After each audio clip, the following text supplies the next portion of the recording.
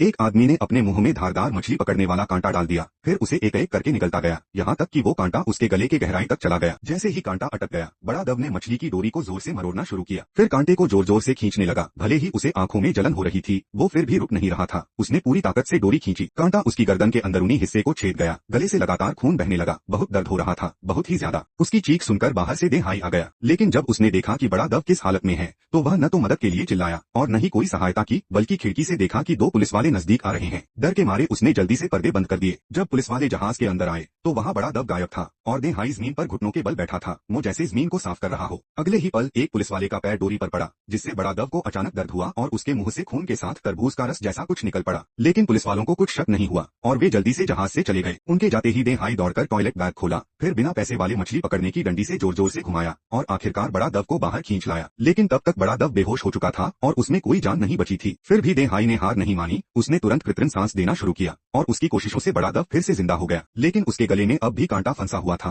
तो देहाई ने एक चॉपस्टिक से उसके होंठ रोके और धीरे धीरे कैंची से कांटों को निकालना शुरू किया। बहुत कोशिशों के बाद बड़ा दव आखिरकार ठीक हो गया। उसने देहाई का हाथ पकड़कर चुपचाप आभार व्यक्त किया। कुछ ही समय में वह लगभग पूरी तरह स्वस्थ हो गया। अब सवाल यह उठता है, आखिर बड़ा दव ने इतना भयानक काम क्यों किया?